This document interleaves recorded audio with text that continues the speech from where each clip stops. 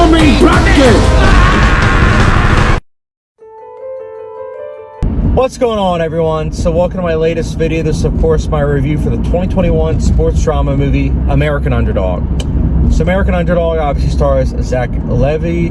Of course, we also have Dennis Quaid, Adam Baldwin, and a slew of other actors.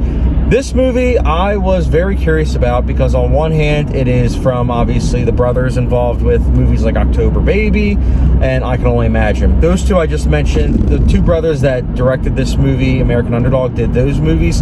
And October Baby for me was very preachy. I wasn't a big fan of it. I Can Only Imagine, I do remember thinking was okay. I saw that in theaters and I remember saying to myself, this is a step in the right direction for the Christian movie genre. But at the same time, American Underdog is also something that it's about Kurt Warner. And Kurt Warner, for those of you that don't know, I used to actually be very into football. When I was in elementary school and even middle school, I used to collect a lot of football cards. In fact, I still have those football cards.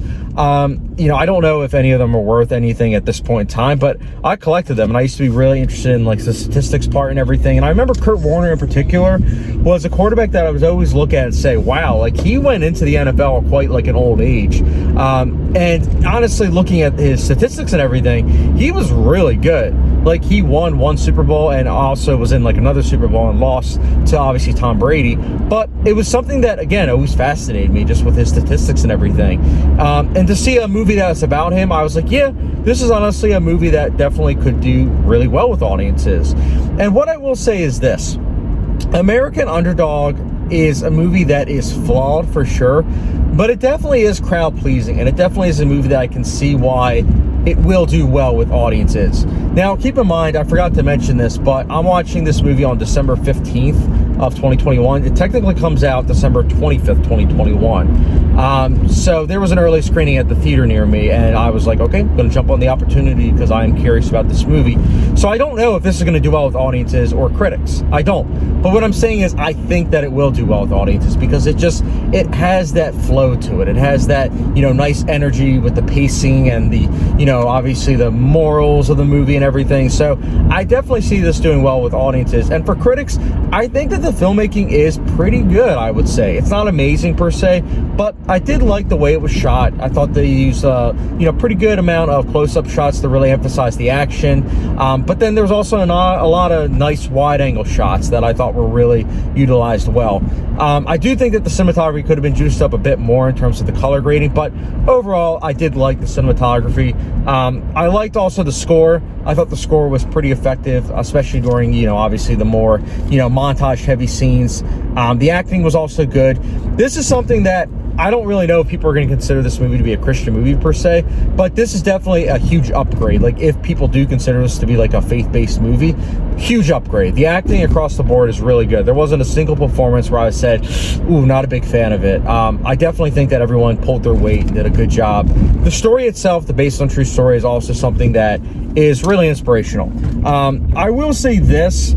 Despite me really being engaged with the lead performance of Zachary Levy, I will say this. I think that they should have gone a bit more in depth in terms of his actual story because the movie pretty much ends right as he actually gets to, spoiler alert, the Super Bowl, the two Super Bowls. They pretty much wrap those two up really, really fast. And I have to say this. Yeah, I get it that the big thing is that he made it into the NFL and that was like, the focal point of it's like, oh my goodness, he never thought he could get to that. But the fact that he got to the Super Bowl, I think that they should have focused on that a bit more. And the other thing I will say is this. Even though I'm sure the romance is very accurate because I do know that Kurt Warner was an executive producer for this movie, I will say the romance left a lot to be desired. I just found there to be a lot of times while watching the movie that I just wasn't that interested in it. And I just wanted to see the more, football heavy scenes because I felt like those were the more interesting things for me personally. Now, again, I'm sure that there are going to be many people that disagree with that, and that's fine. Everyone's entitled to their viewpoint. But I just thought that really kind of bogged things down, especially because early on, the wife wasn't even really supportive of his dream and everything. Well, she said she didn't really think that it would work out between them and that, obviously, she doesn't want to have anything to do with like his dream and everything. And maybe that did happen, and I'm sure that it probably did.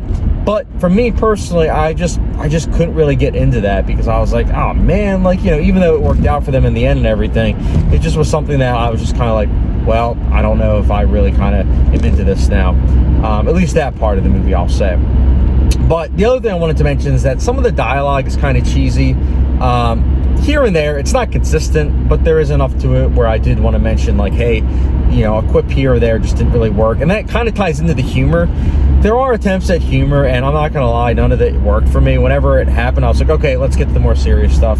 But that's just me personally. Like, again, it is a crowd-pleasing football movie, so those are things that I know audiences want to see, and the showing that I was at, people did really enjoy those aspects. So, you know, maybe I'm just an old fuddy-dud, but I will say that, you know, if you are in the mood for an inspirational movie and you want to see, you know, the true story of Kurt Warner, I would definitely recommend this movie. Now, are there embellishments? I'm sure, but I, at the same time, will say this, it's probably far and few between, because at the end of the day, again, Kurt Warner was involved with the making of this movie, so, you know, take that for what you will. But overall, American Underdog, again, it was inspirational. It was pretty well crafted for the most part. And although it does have its handful of cliches, a romance that left a lot to be desired and should have been a bit more developed. And then also, unfortunately, a lack of focus on his achievements of going to the Super Bowl.